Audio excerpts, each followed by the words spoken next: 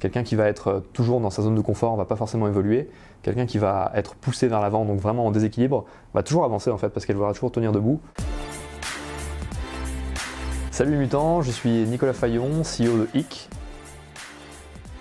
Ick, c'est un petit robot avec qui vous discutez directement sur internet et en fait, au fur et à mesure de la discussion, votre petit robot vous crée un site internet. Notre conception de l'IA chez nous, c'est de faire en sorte d'être le plus pertinent possible, le plus rapidement possible, pour que vous ayez le moins de travail à faire et que votre site ait le plus d'impact dans un futur proche. Ma plus grande réussite avec Ick, en fait, c'est juste d'avoir transformé un concept qui était à la base un peu idyllique et un peu fou, de pouvoir discuter avec un robot qui nous crée un site internet et de faire en sorte que ça marche vraiment et que des gens l'utilisent.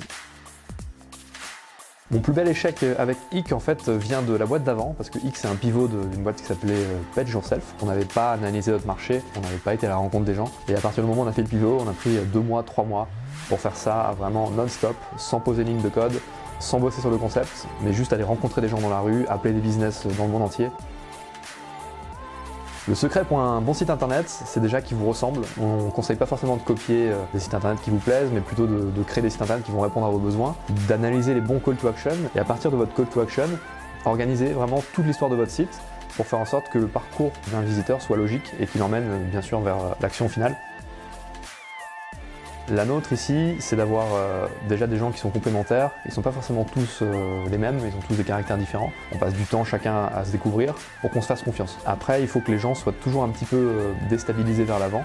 Quelqu'un qui va être toujours dans sa zone de confort ne va pas forcément évoluer.